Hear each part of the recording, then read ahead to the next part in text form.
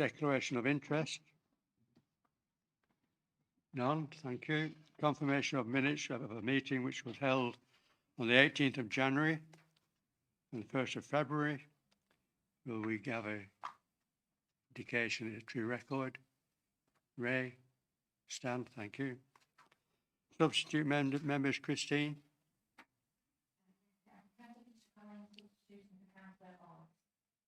Good morning to you, Peter. We now move on to the decision items and the batting order this morning.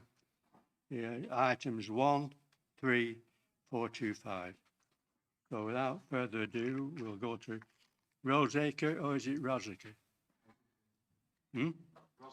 Rosica.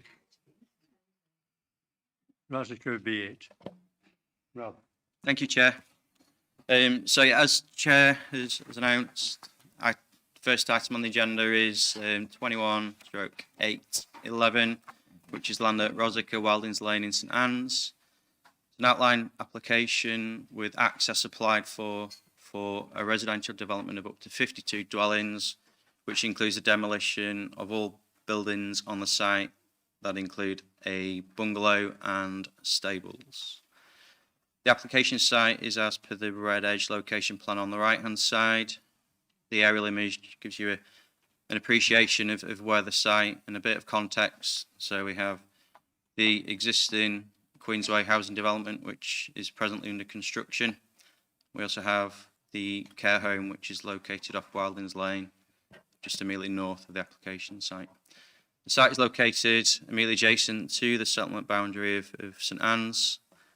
The care home, which was granted consent back in 2019, I'm unsure whether it's occupied.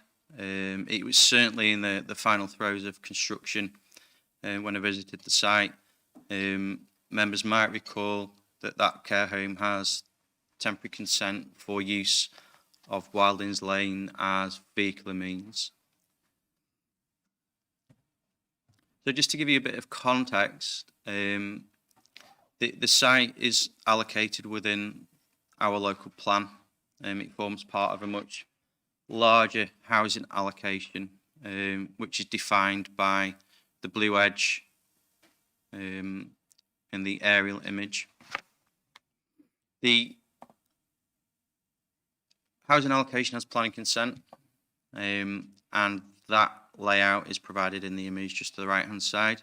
So you can see that the land immediately to the north, which is this land parcel here, forms part of the much larger, wider housing development, with development to the opposite side of Wildings Lane in this land parcel and to the opposite side of the care home.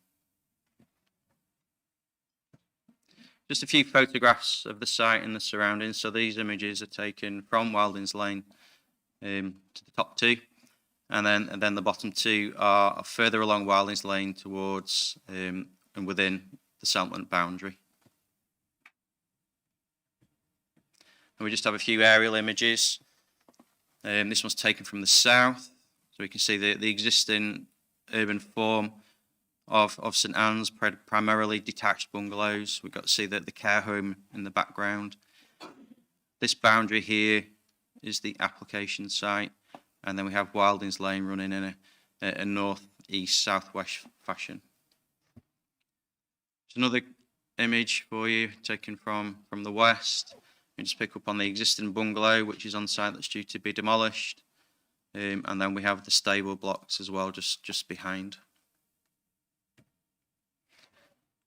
Again, just a few images really of the stable inn, which are located here. You see the wider urban form of St Anne's in the background. We have booths just to the top of the image as well. Yeah, just another image finally, just to show the site's present appearance. It's a grass paddock used in association with the stables on the site for exercise and the grazing of horses. So to the development proposals, we've got the layout proposal to the left. I'll just please bear in mind that the housing that's shown on that layout is just for indicative purposes only. So the access design is a continuation of Wildings Lane into the application site. with a closure of Wildings Lane beyond, and that's identified by that blue arrow in the top left-hand corner. So eventually, the application site will be the only site that's accessed from Wildings Lane, with the housing allocation to the north, the care home, finally being accessed from the wider housing allocation of Queensway. The care home is also expected to provide improvements along Wildings Lane, which includes the provision of a footpath, which is shown by grey in the bottom right-hand image. And that footpath is located along an existing grass verge which lies outside of properties on Wildings Lane.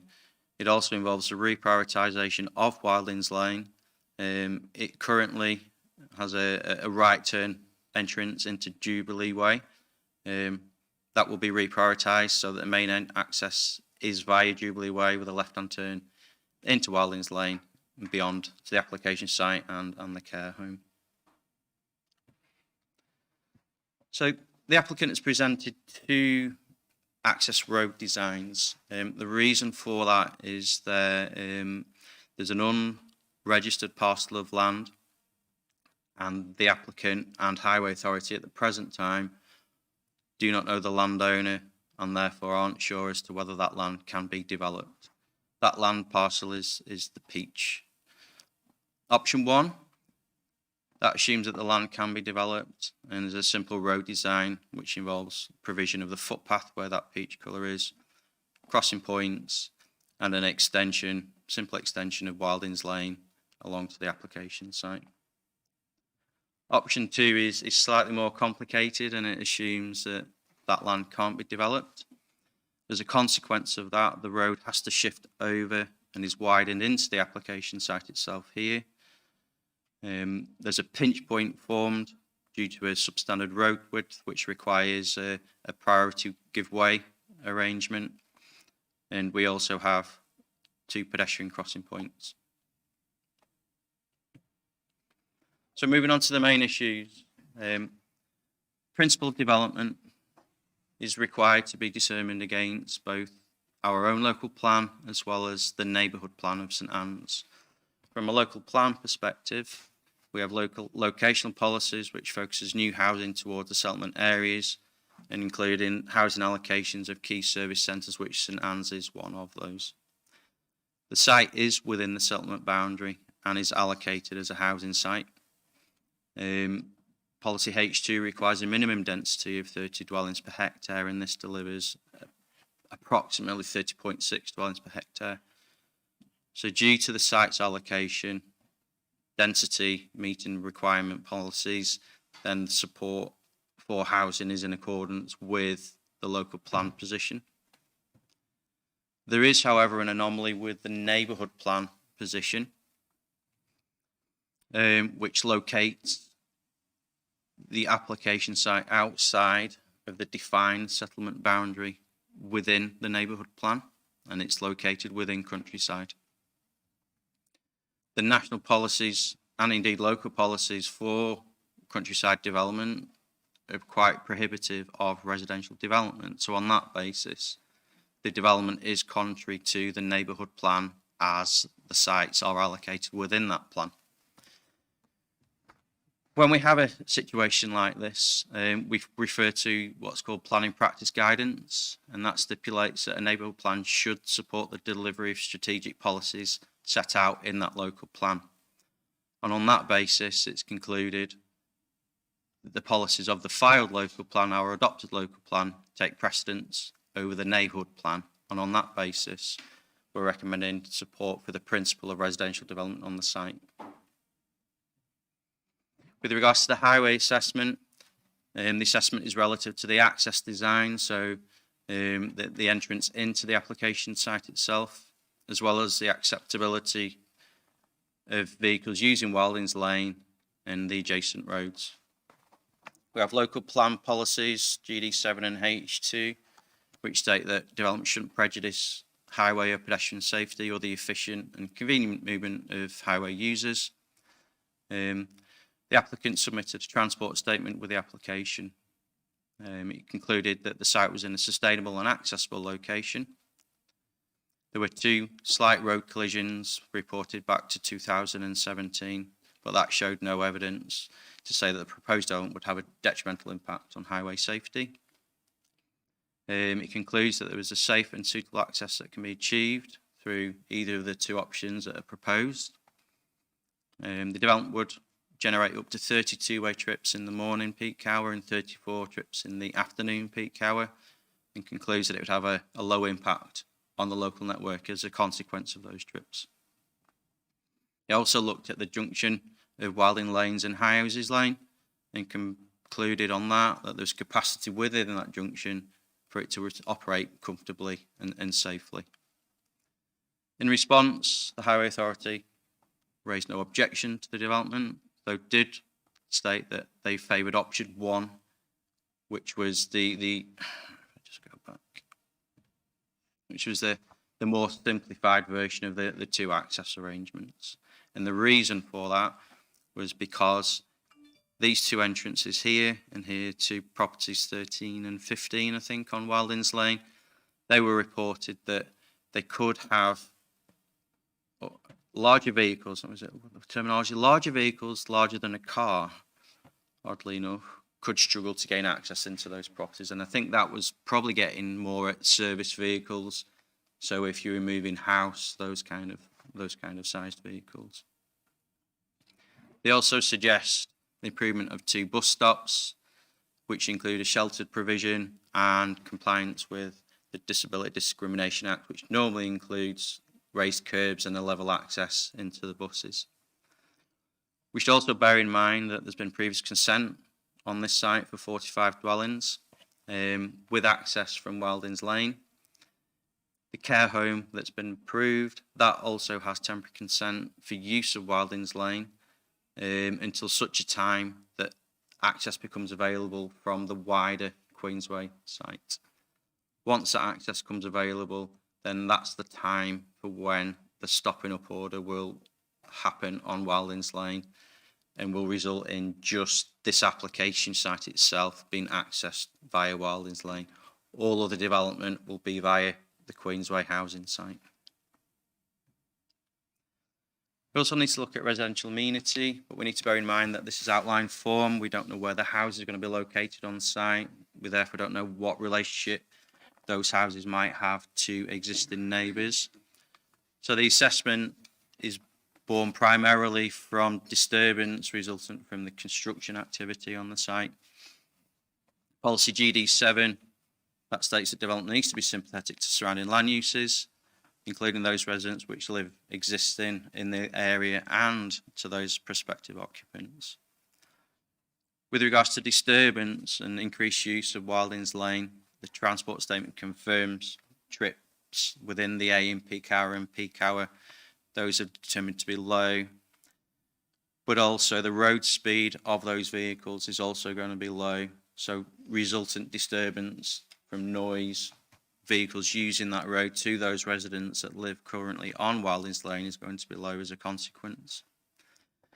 There is going to be construction disturbance, and I know a lot of objections are referred to the existing disturbance that residents have felt during the construction process of the care home.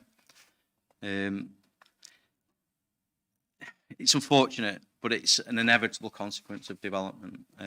We can put safeguards into the planning process, though, to minimise and reduce the amount of that impact. So that looks at construction times off site, deliveries of materials to the site, but also includes wheel wash facilities, noise, dust, and vibration suppression controls, all of which are suggested by condition in the agenda documents. From an ecology perspective, the applicant submitted an ecology appraisal which determined that the plant species has low ecological value, which is understandable, bearing in mind that the present grazing use of the site for associated equestrian use. It also looked at protected species, and whilst didn't find protected species of value other than the potential for bird nesting, it does make recommendations in terms of construction work's been taken through the day so as to not disturb any potential routes for badgers or brown hares that might cross the site at night. The applicant also submitted a shadow habitat regulations assessment, which concluded there was no significant impact to the special protection areas which we have off our coastline. It did suggest that there should be, I've not put it in there, sorry, yeah, homeowner packs. Now those homeowner packs will be available to all new occupants of the development, and it's an awareness exercise really to make new occupants understand of the ecological value which exist, not necessarily on site, but surrounding the site. Experiences from other developments adjacent. It looks at certain things like dog walking, and when you are dog walking on the marsh, making sure your dogs are on the lead, those kind of things. So on that basis, Natural England and our ecological consultants don't have any objections, subject to various conditions and adoption of the submitted shadow HRA. There's also been objection from residents with regards to flooding of the site. It is wet ground, as we know from the wider development on Queensway. It is, however, located in flood zone 1. It is also within a low risk of surface water flooding. And on that basis, there's been no objections from the Lead Local Flood Authority or the Environment Agency. The application has been delayed quite significantly by the applicant's desire to demonstrate whether the development is viable. We have policies within our local plan which allows assessment of viability at the application stage. And that is there primarily because housing development requires affordable housing, whether that be on-site or by off-site contribution, as well as financial contributions. In those circumstances where they are required, that could potentially result in the development not being viable and affecting the delivery of housing on that site. So there are safeguarded planning policies which allows development to progress without the provision of affordable housing, for example, or contributions. In the circumstances of this application, there's an expectation of 30% affordable housing delivered on site. And as a result of consultations with statutory consultees, we have education contributions, healthcare contributions, public open space contributions, and travel plan monitoring contributions. The applicant has submitted a viability appraisal, and that evidence that there was no viability within the scheme with those contributions. We don't have the expertise in-house to deal with the assessment of viability appraisals, and on that basis we take this matter externally to a consultant called Kepi Massey. Through protracted dialogue, we have got to the position of agreeing the viability position other than one outstanding matter, and that relates to the sheet piling of drainage. That sheet piling could, if not needed, provide up to £380,000 worth of contributions, which could be put towards affordable housing and any surplus to contributions such as education, healthcare, those kind of things. It is a standoff position. Kepi Massey saying it's not needed. Applicant saying it is needed. I don't think that's a position now, though, that it's exhausted. So we have to look at alternatives. The Section 106 process allows us to consider this process, and I'm proposing to members that we follow through with that as a course. And that Section 106 will require the applicant to confirm at such a time whether or not that sheet piling is required. And it won't just be a simple confirmation. They'll have to submit engineering drawings, for example. So subject to the 106, it's recommended that the decision is to grant planning permission subject to the 106 agreement, adoption of the shadow HRA, and appropriate conditions.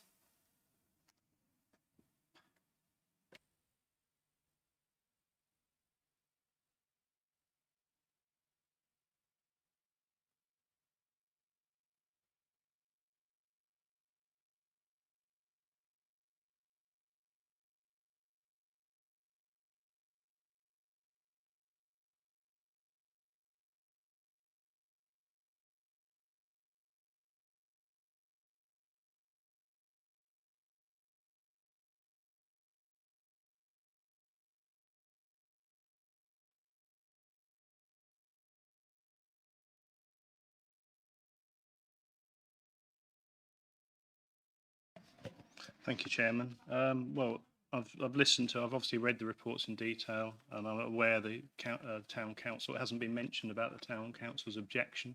I did notice that was missing, and a very long and detailed objection to it back in September 21. That shows how long this has been in running. As I say, there's been lots of uncertainties and contradictions. So that the town council was against on the basis of no affordable housing, and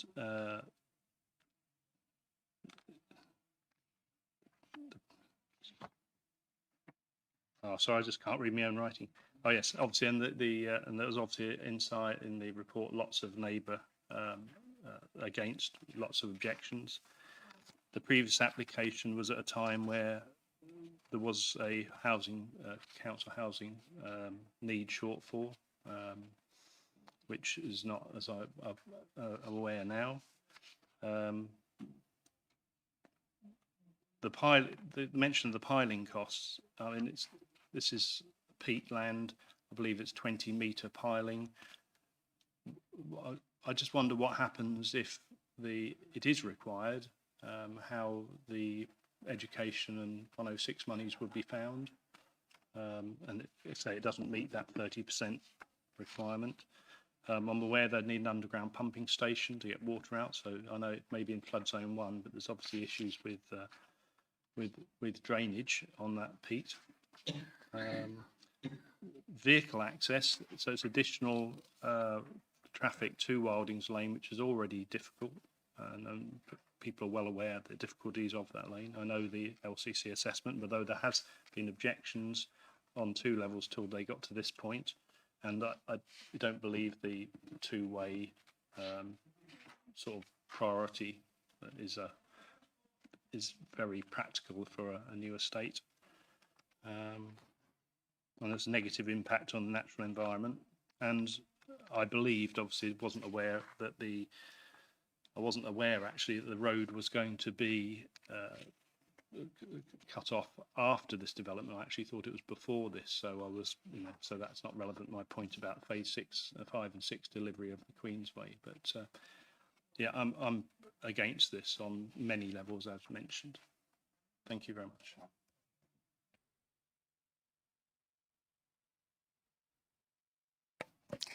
Yeah, well, this site was approved 5 years ago, subject to 106. I didn't see any detail of what was asked for then, what was agreed to then. Did that include affordable housing? And if it did, why can't this one? So I don't know if you've got an answer to that before I go any further. No, he didn't. He didn't tell me what. There were 45 houses approved 5 years ago, subject to 106. There must have been some detail of what that 106 was. Can you tell me that? I mean, all I can say, there will have been. We are assessing the application that is in front of us at the moment. This applicant has chosen to provide us with viability assessment, which the previous applicant hasn't. Right. So it's a different. I'm assessing, obviously, that the details in front of me, which is inclusive of the viability appraisal. We've gone externally on that viability appraisal, which has confirmed, other than the 380 grand, that there isn't money within the kitty, so to speak, for financial contributions. I've or heard all that. housing. Thank you. I understand all that, and I do understand Kepi Massey, and I never have liked Kepi Massey as a thing, but that's personal opinion. But I know it's standard procedure, but whenever that name comes up, I don't agree with it. It's probably me, isn't it? So affordable housing is one of our major needs. Well, it is our major need. Our housing numbers are not the major need at the minute, but affordable housing is the major need. And they're part of our requirement. And it's at 30% on site for each site. If this was in Kirkham, if this was in Wesham, it would be 30% on site, no questions asked. Sites that have difficulty with flooding, whatever, still provide the 30% on site. You come to this sort of area. There have been examples whereby viability questions has come into play. Yeah, I know that. I'm simply saying that affordable housing is a big need, and it is a big need in our major conurbation of St Anne's. It is.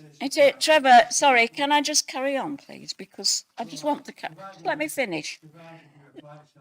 I'm applying myself to this. If I'm not applying myself to this application, what am I applying myself to? This has come in. The previous one was subject to 106. This one's come in saying it's not viable.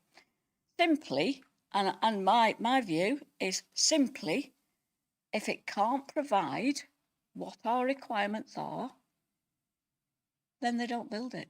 And I can't ignore any of that. You can tell me what the rules are, but what is the point of us having these very strict requirements laid down? There's not even an offer of off-site or anything, nothing. And this happens time and time again.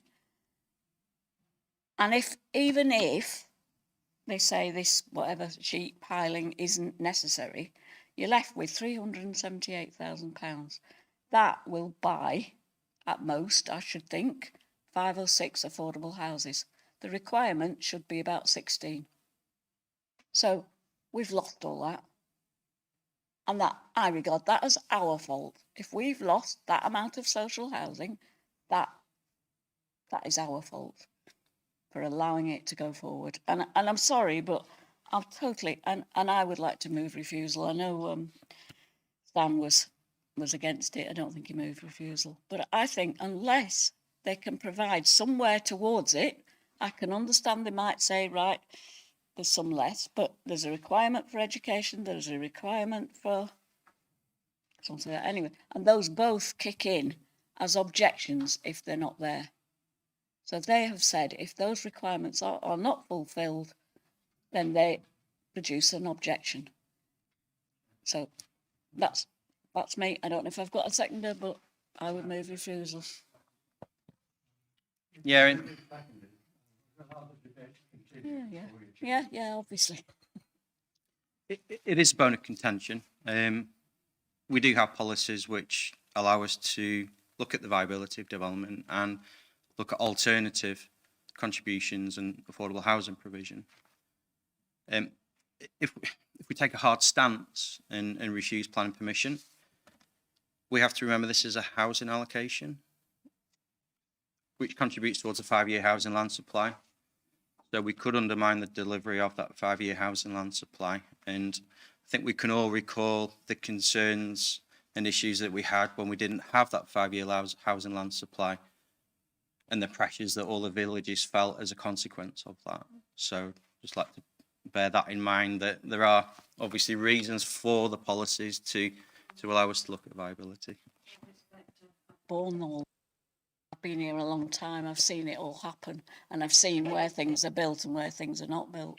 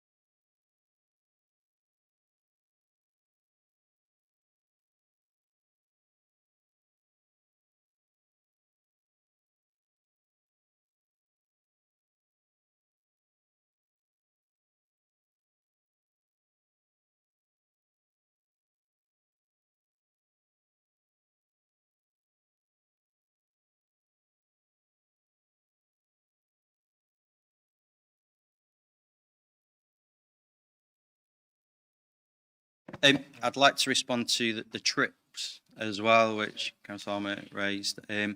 So the trip generation is based upon a TRIX database, which is a national database, which is, it's like an average, if you will. It's in the AM peak hour, so I think it's between 8 and 9. So it's for that hour only. It doesn't consider trips leaving the site prior to 8 o'clock, or indeed after that. It's for that 8 o'clock 1 hour period only. Commuting in school. 20 houses won't leave. Yeah. With regards to drainage, obviously we don't know the layout at the moment. We don't know whether, I would assume that the drainage runs that surround the site will form part of their sustainable drainage strategy. Can't say with that assurance at the moment because we don't have obviously the final details in place. If that is the case, then obviously there will be a management strategy by condition which the applicant developer will have to respond to, and that will provide details in terms of who's responsible for that ownership, who's responsible for the management and upkeep of those drainage ditches. So when we say delegate to officers, that's something you would manage. Yes. That's my last point, Chair. So the last point is about, we know in that it's a swamp over there, and it always has been a swamp. And we know that you've got to pile and pile and pile, and you know, it'll still sink. We've seen that with the Moss Road over the last 50 years. It sinks and continue to sink. So they will probably need the piling. So the chances of us getting that 106 money is pretty slim. If we somehow convince them they don't do the piling, and the houses then fall into the swamp, where does the responsibility lie? With the council, with the developer? And also, just on a maths thing in terms of the 106 stuff, this is St Anne's. It's not a particularly cheap area. If they only sell for 200,000 each, that's 10.5 million income to the developer. If they sold for 300,000, that's 15.6 million income for the developer. It's not a bad return where there's no viability.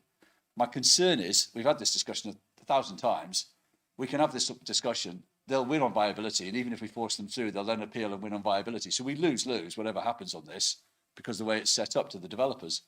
But it doesn't feel right. In terms of the piling just relates to the drainage runs within the scheme. It doesn't relate to required piling for houses. Everybody who lives in St Anne's knows the problems that Kensington had in terms of developing their site, Cypress Point. A lot of houses, existing houses, not necessarily in Wildings Lane, I don't think, but the Singleton Avenue area, the roads around that area are all up and down. And I think that's evidence, obviously, of how those houses and roads were constructed at that time. Obviously, modern construction practices are a lot better these days. In terms of responsibility for subsidence, then obviously that will fall with the homeowner and any insurance that they may take out as a consequence.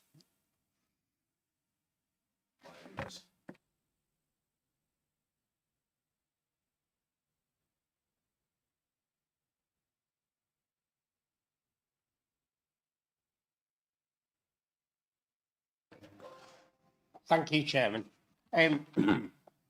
Yeah, I think just picking up on what Councillor Armour said, I mean, my overall concern on this, and I wasn't on the planning committee when the original application came in, is as ever, I think many of us on this committee tend to have a different view on traffic management than the county, but at the end of the day, that lies with them and not with us. But what my concern is really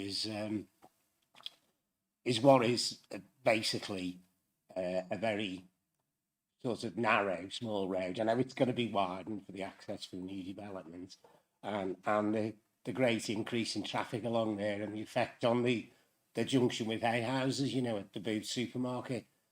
And in truth, you know, I have to say, bearing in mind the land conditions, which inevitably mean that you're not going to get any Section 106 monies out of it. It's not a site I think should ever have been developed, but that's just my view. And I have to say that I won't vote against it, but I can't really support it, I'm afraid, and I'll abstain. Thank you.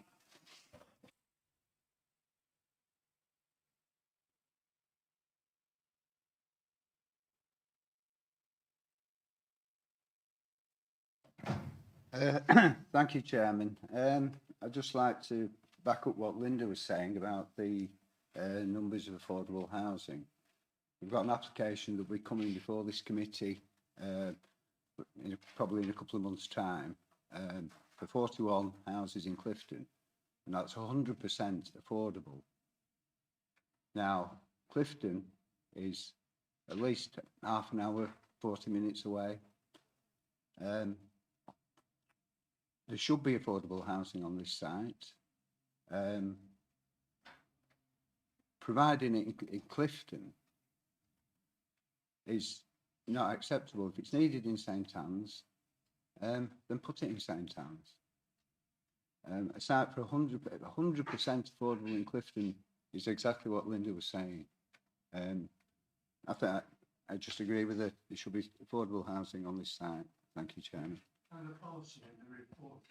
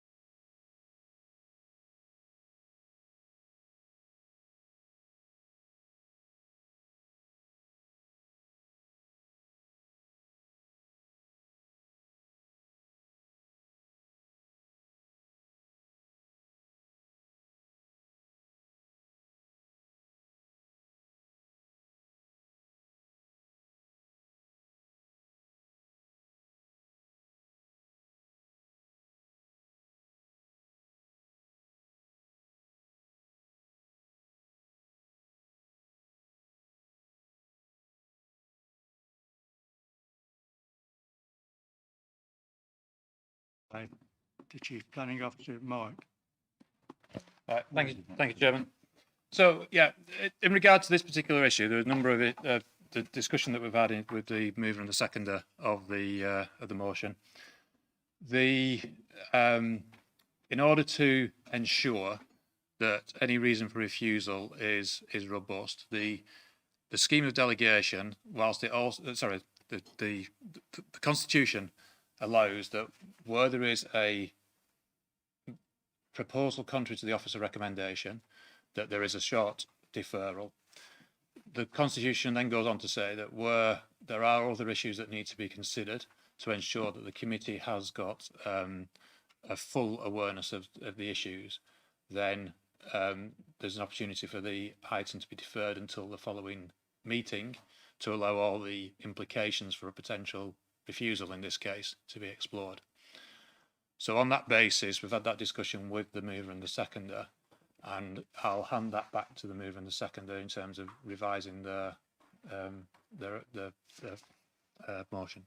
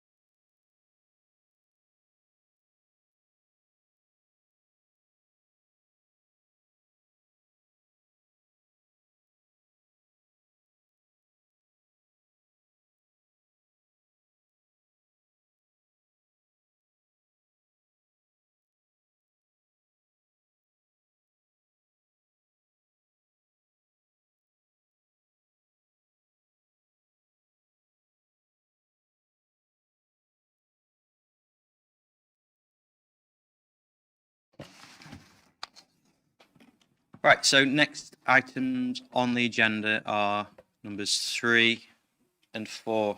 They relate to full and listed building applications for single-story extensions to the rear of the former Girls' Charity School, which is the old Lloyds Tibbs B Bank. Can I just interrupt one moment? We're having one debate, but 2 votes on the 2 applications, just to clear that. So the application site is as per the right-hand image. I just dropped a quick aerial image in there, so people who know Kirkham can gauge a bit of context. We've got, it's Morrison's, I think, Morrison's supermarket, just to the west, Mill Street car park, immediately to the north, Town Square, just in this location here. Application is referred because the council is the applicant. The change of use that is also happening to a restaurant does not require planning permission because it is permitted development. Just a couple of photographs of the building itself. So that's the front facade, and then we got the rear facade. The application site is presently vacant. The significance of the listed building is formed primarily by the front elevation. We have some insensitive extensions to the rear, which I believe are associated to the former use as a bank. We also have a public footpath which links from Mill Street car park to Polton Street. So obviously the rear elevation is quite prominent from that footpath. Just a few more photographs really, just to demonstrate the rear elevation, the appearance of the remainder of the plot. The garden ground, as you can see, is unkempt, overgrown. Again, affecting the setting of that listed building. A few photos from the car park itself, so you can see the car park is set to a lower level, footpath access, which is the public thoroughfare from the car park down to Polton Street. So the development proposed, the red lines that you can see on the layout drawing, those are the outline of structures to be removed. There's also going to be a tree here that's going to be removed. Let me just put which is that tree there. So if I just take back to this photograph, you can see it's that tree that's proposed for removal. We're also proposing to remove some internal walls, which was the former safe room of the bank. We understand that these aren't original to the listed building itself. You can also there just work out the footprint of the extension, so you can see it does extend beyond the footprint of what's in situ presently. Also incorporates an enclosed refuse and service area, so bins, etc. will be hidden from view. Proposals also include an external terraced area, an enhancement of the garden ground as well. Yep, just to add, the original scheme had a lift access arrangement from the car park. That was for servicing arrangements. When in dialogue with Kirkham Town Council, that's been removed from the scheme. So just a couple of elevation drawings. You can see single story, large expanses of glazing, brickwork's going to match the existing building. We've got some retention of the original features, what original are on the rear elevation. And probably to gauge better is some visuals as well, which the architect has provided for us.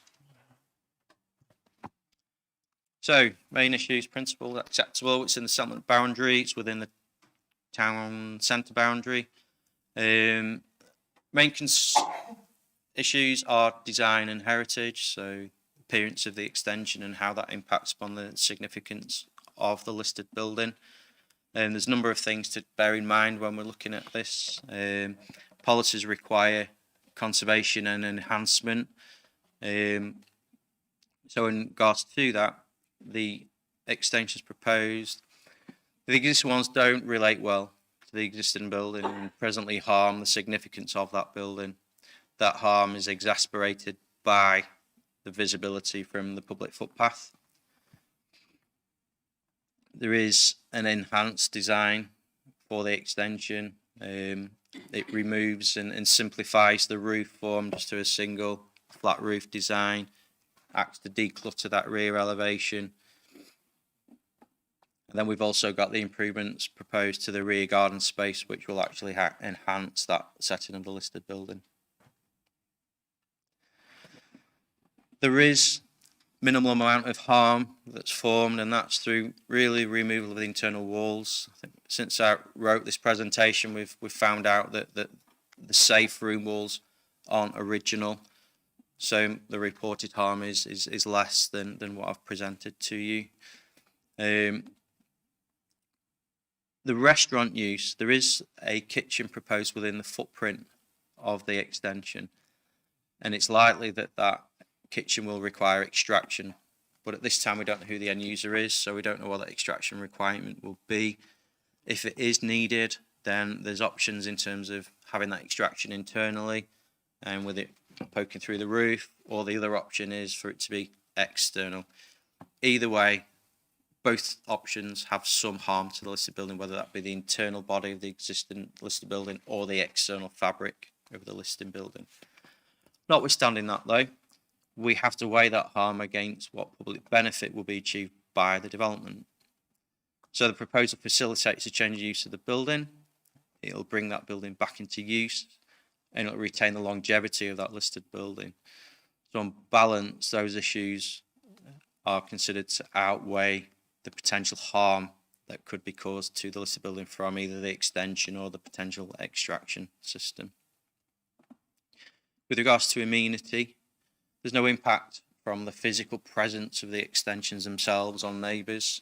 The main issue really is associated noise disturbance from the use of the external terrace by diners. It's a town centre location though, so ambient noise levels are higher as a consequence. Neighbours that live adjacent to that are obviously used to living in that environment. Notwithstanding, we still think it appropriate that we can make life easier and better for residents that may live close by. So Environment Protection have suggested an out of use restriction of that terraced area, and there's no amplification or live music. And that is consistent with other decisions that we've made more recently for other external areas within the town centre. From a highways perspective, there isn't any car parking proposed, no servicing proposed now either through revision of the scheme, but it is a town centre location. There are large amounts of car parking available, whether it be on street or within the car parks surrounding the site. Servicing from the street isn't ideal, but it isn't unusual for a town centre location in any event. Indeed, Highway Authority don't have any objection to the proposals. There aren't no other technical matters of note, so the first recommendation is granting consent for the full application for the extension, Chair.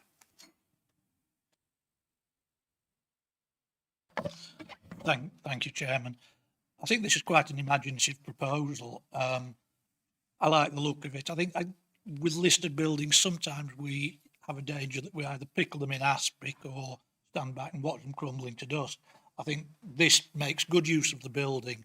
It'll also encourage footfall. It'll generate more business within the town centre, and I think it fits well with the regeneration of Kirkham.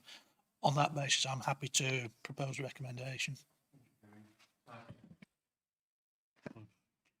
Yes, I mean, this particular application, I think, is one that I can be very enthusiastic about from a number of different points of view.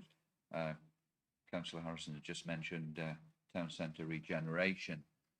You've heard me talk at some length about this before, that the worst buildings are empty buildings that serve no purpose. They deteriorate in time, and whatever the value of that building, that value diminishes the longer it doesn't find a viable use. And that's particularly pertinent in terms of town centre locations, which are struggling at the moment in terms of attracting retail offers, for example. You have to find repurposed space, and that's what this building is about. It used to be a school, didn't it? Was a bank for some years. I'm not sure. I think I visited it when I was working at Westham. I think that would have been the bank that we would visit on a Friday morning to put the school money in, and so I know it quite well. And for me, the big plus here is that we talk about, quite rightly, the officers, and in the report this emphasises, that to some extent there is, inverted commas, damage. But I think that's a very sort of strong word. When you look at the building at the moment, the front of the building retains, I think, quite beautiful features. I think, you know, I don't often say this for a town centre location, but for me, that is, I know it's a Gothic sort of Victorian design, 1860, I think. And it's a beautifully proportioned building, and it's actually still in quite reasonable condition. So we're catching this building before it becomes actually difficult to redeem and to bring back and recover. And this intervention, I think, is significant because it's finding a viable use in a town centre location, and it's actually bringing this building back to life. And even at the back, I think you used the word a cluttered sort of scene at the back with different extensions. They're quite ugly. And when you look at, and I've seen this before, more modern extensions, they can sit comfortably, particularly that transparent view that you can see through to the building, the original building. I think it's a really good application, and I think will be a big improvement, and it will safeguard the future as far as we ever can safeguard the future of any building. So I would like to move. Have you moved approval? Moved it. Right, I Passed, will yeah. second approval. Thank you. Jane, Thank you, Chair. I was going to second, but that's fine. It looks amazing. It does look a really, really nice, usable building and space. So I'm happy to support the only in a catering environment, this extraction carry on. The last thing I'd like to see at the back of there is a great big silver tube. That would spoil everything that you do. So could it have like a condition on it that type of extraction is not allowed? Yeah, there's a condition suggested for the design of the extraction, so that's two-pronged, to be honest with it. It looks at what it looked like, so it has, or try to minimise impact on the listed building, but also it looks at the noise and odour issues as well, to make sure that there's minimal disturbance to neighbours as well. So yeah, once the condition discharge information comes in, then we'll be looking at both those matters. You'll be pleased to know I'm very positive about this, Chairman. Very positive. what was the chairman reassured he's very predictable? Yeah, I mean, it is a beautiful building from the front. From the back, at the minute, it's appalling. And the way you access the town centre from the car park is through that awful view there. So even just tidying up the garden will be a vast improvement. So looking at it from the back, which most people do, that improvement is, yeah, really good. I just wondered why, it said it was proposed that there be a lift from the car park to allow servicing. Why was that rejected? It was to do with the town council. Oh, was it right? So 'Cause the applicant met Yeah. with the town council early doors, and they were concerned about the loss of the parking space as a consequence. All right, because it just would have made it a little bit easier on the main street. But right, okay. And the other thing, is anything happening with the upper floors? Because the beautiful bit with the turret, there's a flat in there, and I just wondered if there's anything. It's staff quarters. So at- that's at first staying floor. as is? Yeah. Yeah, thank you. Yeah, very happy with that. Thank you. Well, it's been moved by Councillor Howson, seconded by the Vice Chairman for approval. Will you please show? Anyone against? Clearly carried, unanimous. And item 4 is simply the listed building consent for these works to be carried out. Are you all in agreement? Please show. That's clearly carried, unanimous again. Well, let us now move on to item 2, which takes us to Moss Side Ribby.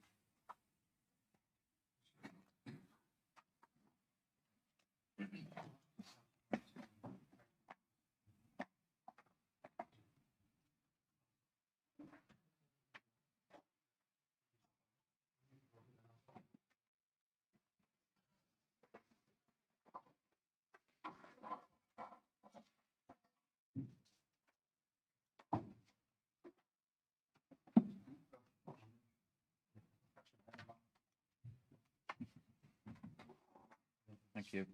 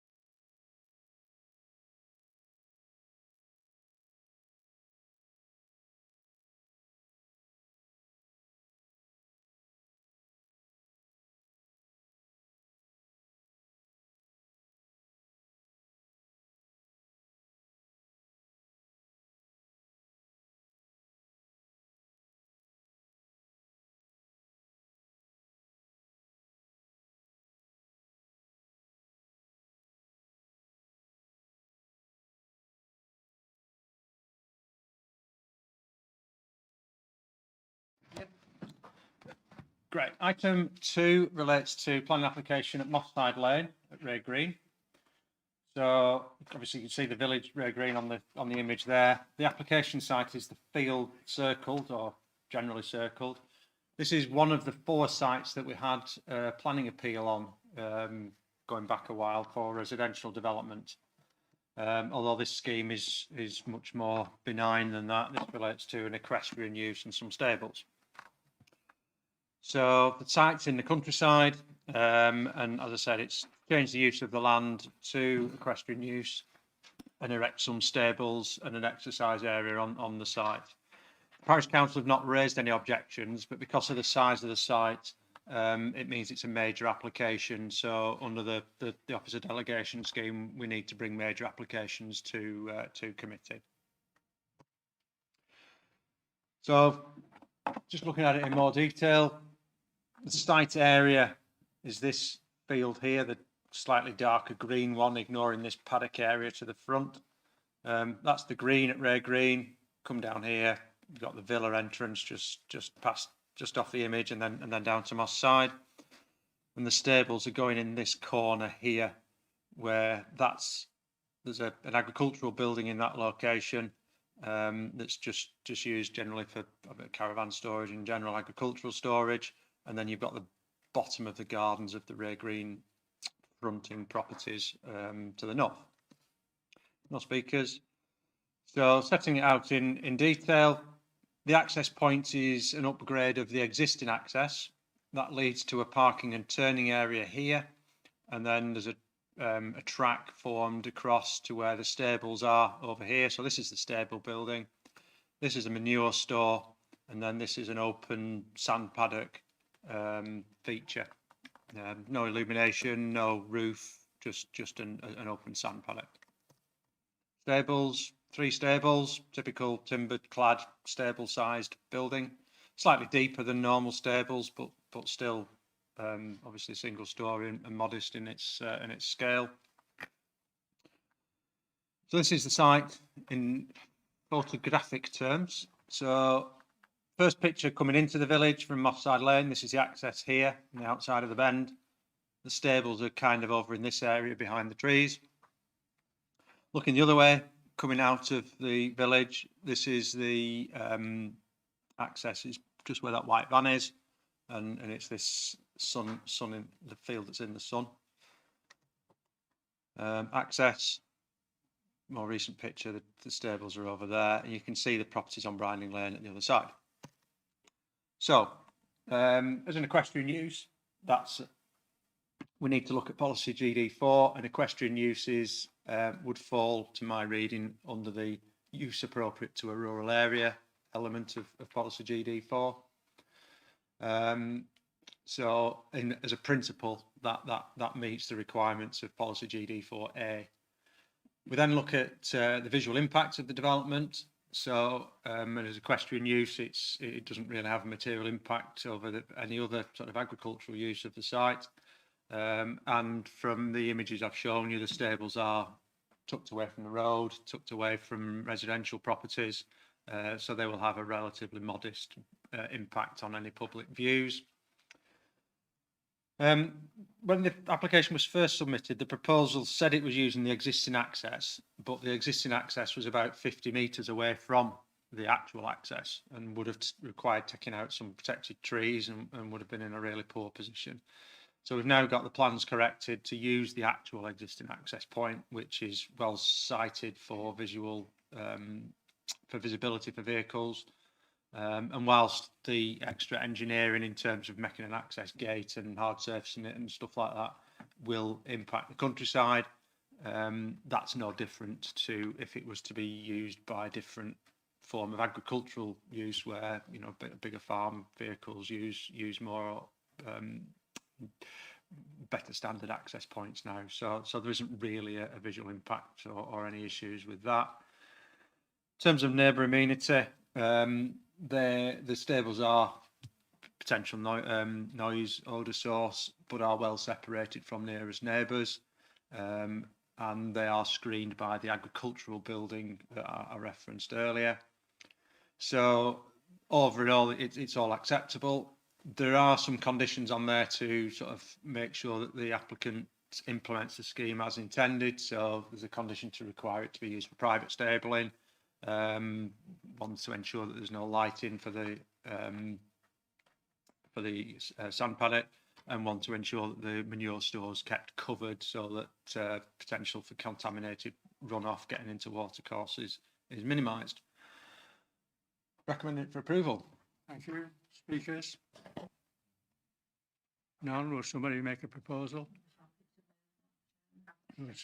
Right. Moved by councillor Notty, seconded by councillor Jane Nixon. All in favour of approval, please show.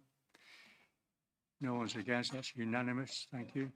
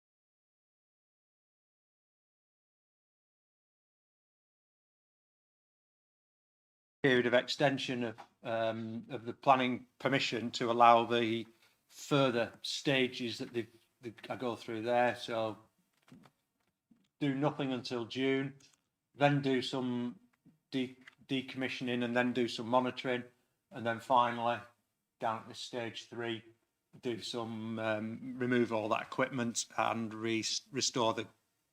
put some land drains in and restore the land back to an agricultural use.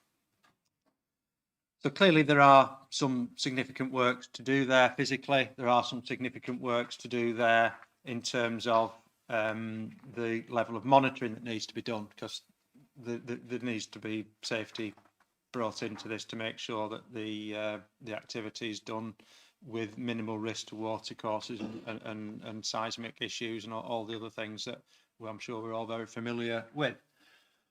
The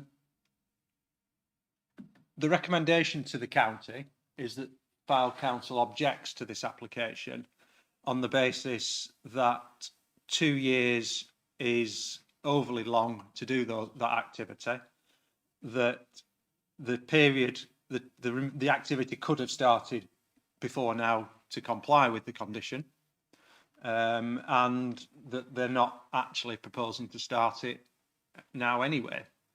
The level of activity that's set out in the programme of events doesn't show any activity until this coming summer. So it seems to me that there is a bit of kicking the can down the road, and given that the scheme is creating the visual impact that I can see on my screen because it's not moved on, and it's something that Fylde Council has set out as being opposed to all along. The officer recommendation to the county is that we maintain that objection as set out in the agenda. Anyone got a view, a variance to that? Thank you, Chairman. I've got a couple of questions, but firstly, I think whatever the answer to those questions, I'd like to move support of the officer's recommendation for refusal. But what I would like to ask Andrew is, in terms of, I mean, basically they seem to be saying it's going to take about 22 months from the start, because of this 12-month monitoring period.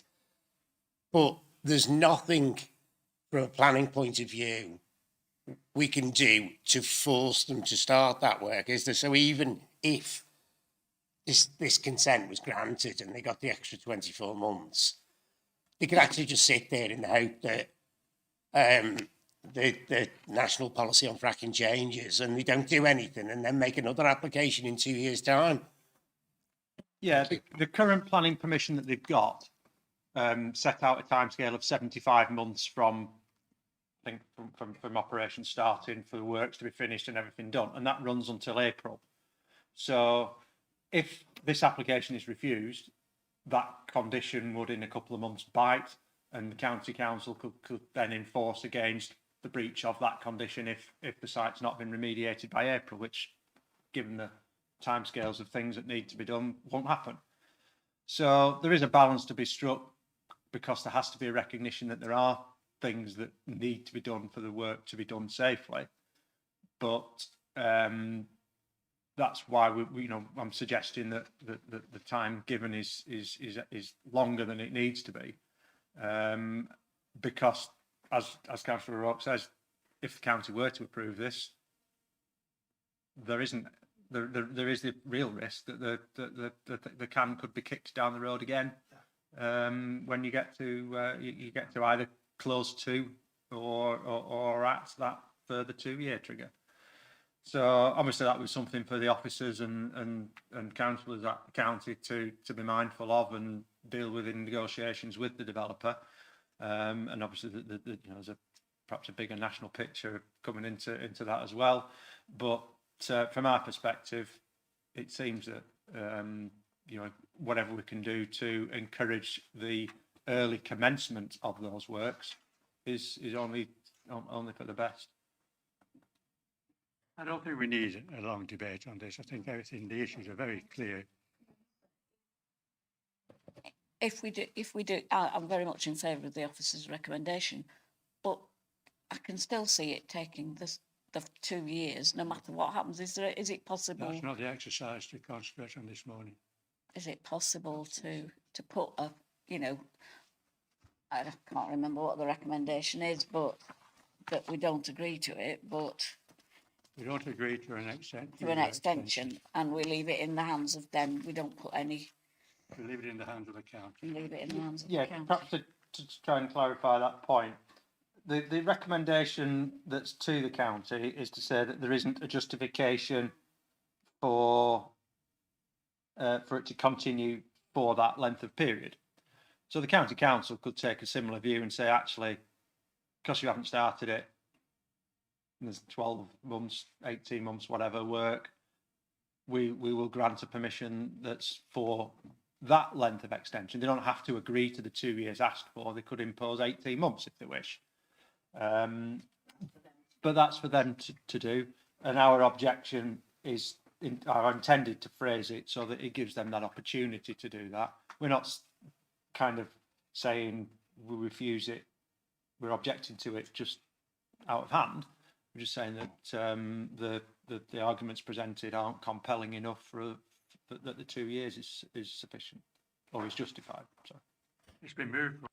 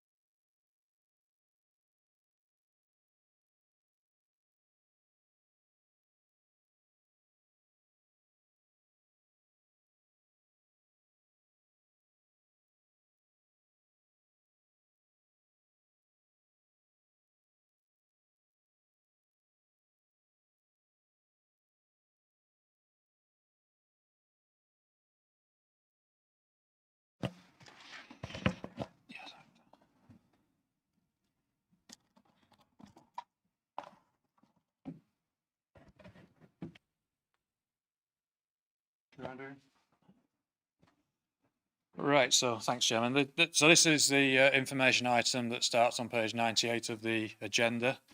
It relates to a investigation by the Local Government and Social Care Ombudsman, and he issued a decision letter on the 30th of January.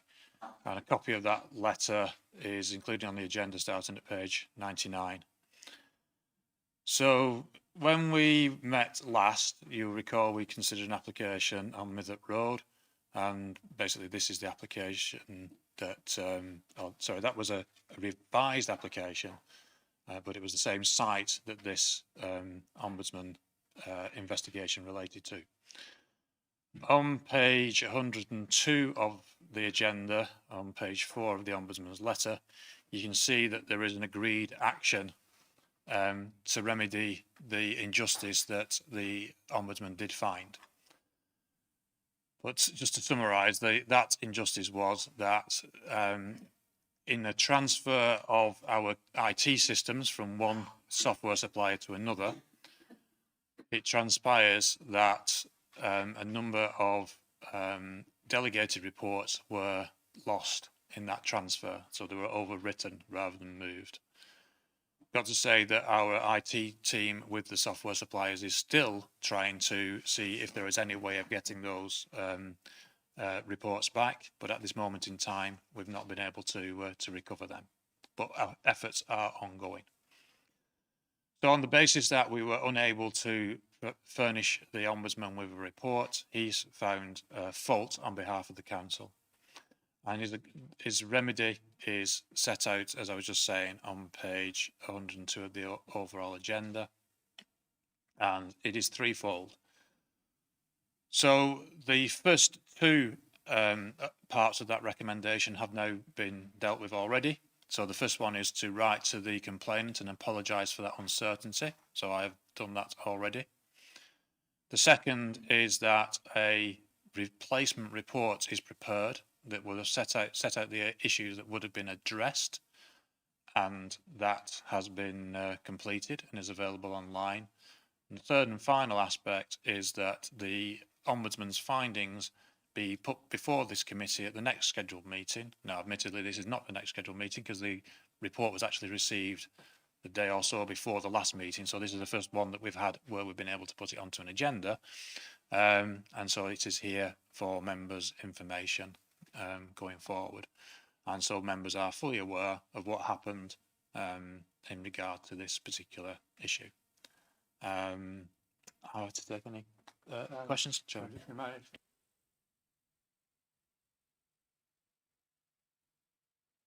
I mean, the whole thing worries me. It worries me that we didn't have this report when we spoke about the item last time, because there was great concern about it. And the report was actually received the day before, but we didn't have the benefit of this report, so that worries me.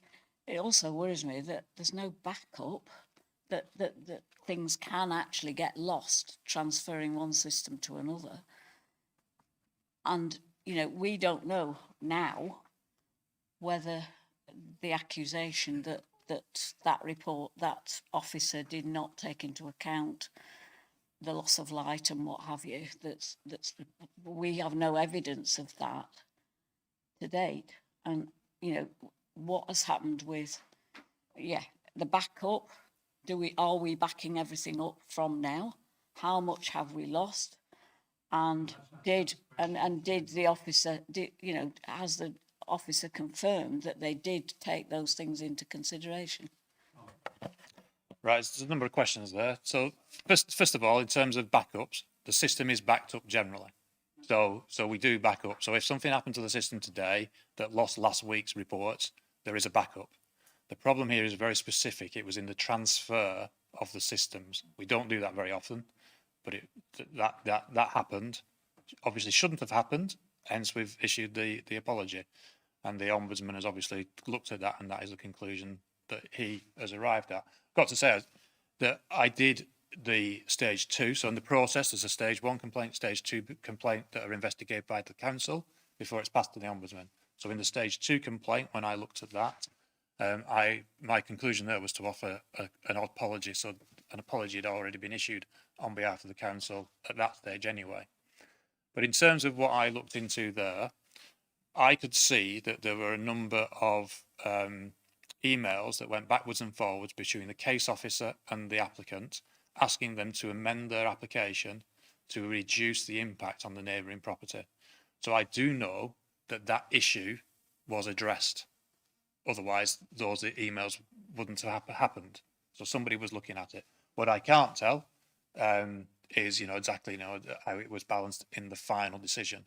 But I am able and was able to say to the Ombudsman that those issues were addressed. I just can't say how. It is clearly unsatisfactory that that happened, but it has happened. As I said earlier, we continue to work with our IT team and the software suppliers to see if there is any way in which the backups that we do have can be accessed. I think the issue is that the data probably is there somewhere. It's getting at it. That's the issue, because we now have a different system. So they will continue to do that, and it's obviously the issue is the loss of that report, which is regrettable, unacceptable. Incidentally, I was looking at other authorities for some information to help me with another project I'm working on, and I came across a very similar situation whereby I found a replacement report that had been published by another council in Lancashire because they had lost their reports. So it's not necessarily unique. That doesn't make it acceptable, any more or less acceptable, but it is obviously something that happens. But like I say, the Ombudsman's looked at it. These are the findings, the 3 actions, and with this consideration of this item before this committee, that concludes those 3 actions. Obviously, this relates to an application to extend the property. That the application that the committee considered last time was an application to replace the dwelling because the applicant chose to demolish the property rather than extend it. So it was a different application, albeit that some of the retrospective elements related to similar impacts. But those were all considered in that report, and I suppose the issue is that there was our planning permission. However that had been arrived at, there was a planning permission in place, which we had to compare that last application as the committee considered last time round. So the only redress, the only way the applicant is compensated, the complainant is an apology, and that's acceptable, is it? Along the lines of the Ombudsman. Yeah. So the Ombudsman has a series of